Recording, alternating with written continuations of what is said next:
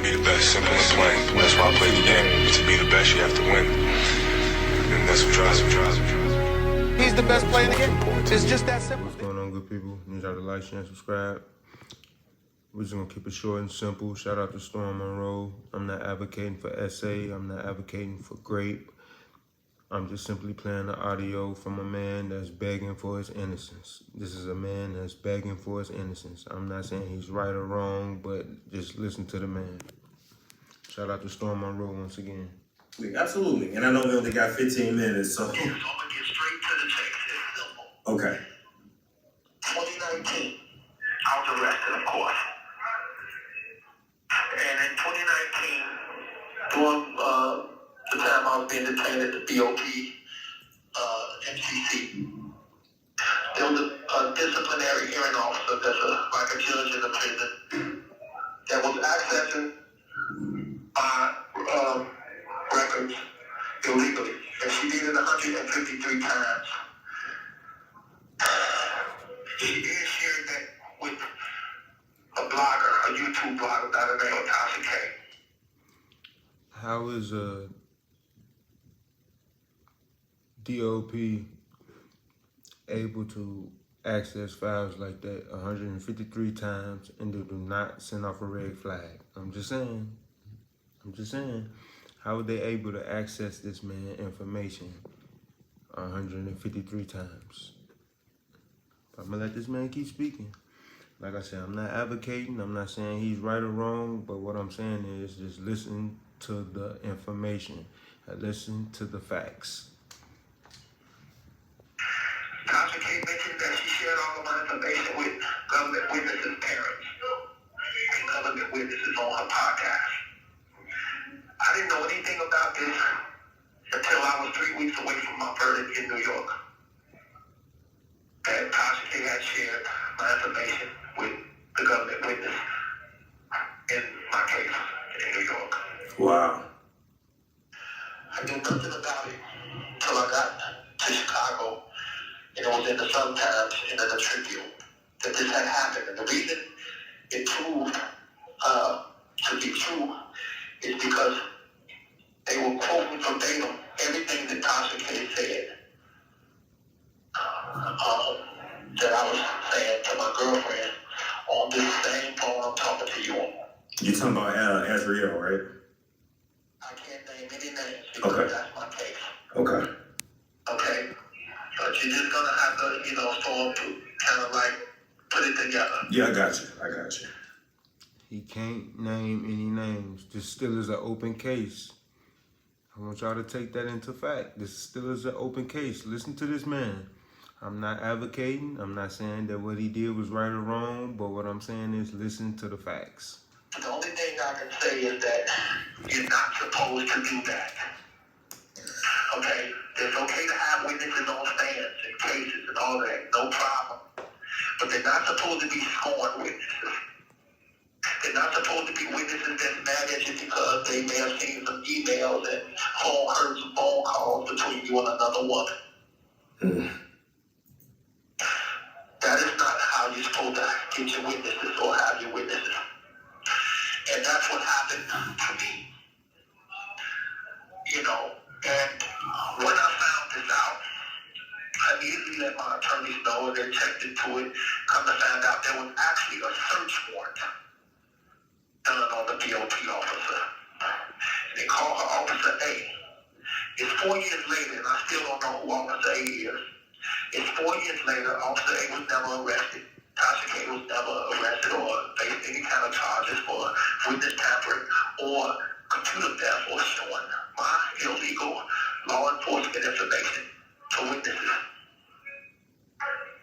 It's a crime to even access those records. Yes, it is.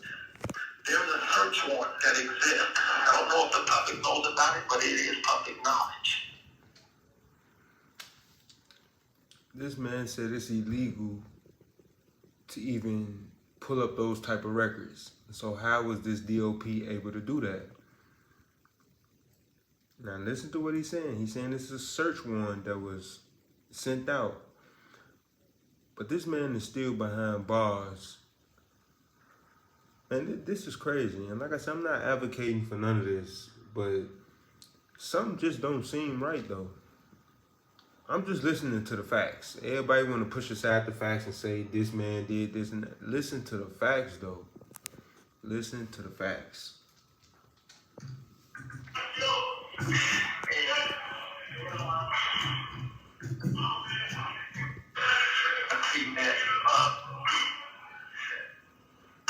Yes, I have a court case in New York. Even though I can't go into that court case or talk about that court case, but those are the facts. There's a search warrant that exists. The search warrant cannot be executed unless a judge signs off on it. So obviously a judge thought that it was enough probable cause to even sign off on the search warrant to be executed on the BOP officer. Now, I don't know Tasha K or whoever, I've added these people, I just don't think that they understand how the law is supposed to work. Right. You can't tamper with witnesses, federal witnesses in a federal case. You can't be showing them contraband and illegal contraband off the system here. My private phone calls or my private emails or information. That you can't do. And those things were done. Because your girlfriend don't go from this call is from the federal prison. Reporting you in the beginning of your trial. And me being arrested for 6 months straight and then out of nowhere flip on me within 3 weeks. And all of a sudden want to allow me and say all of this stuff. It just doesn't happen.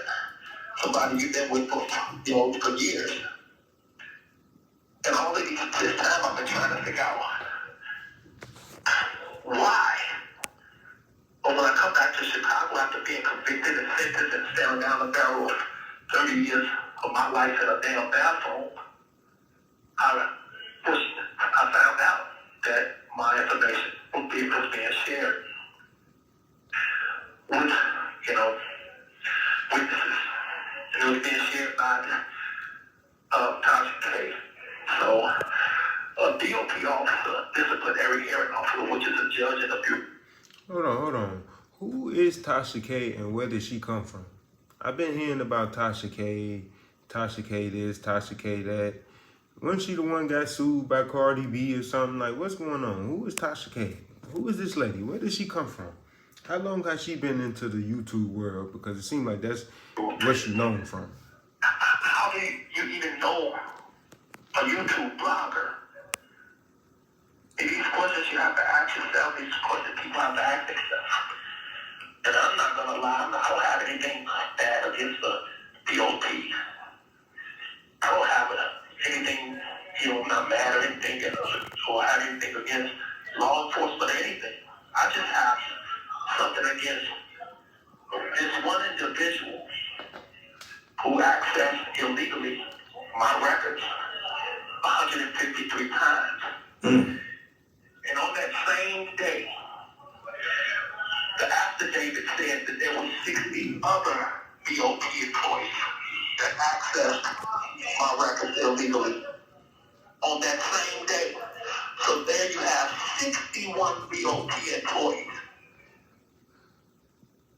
that work for federal that illegally access my records, my phone calls, my emails. All your personal information. And then it gets spread all on the internet. And the last time,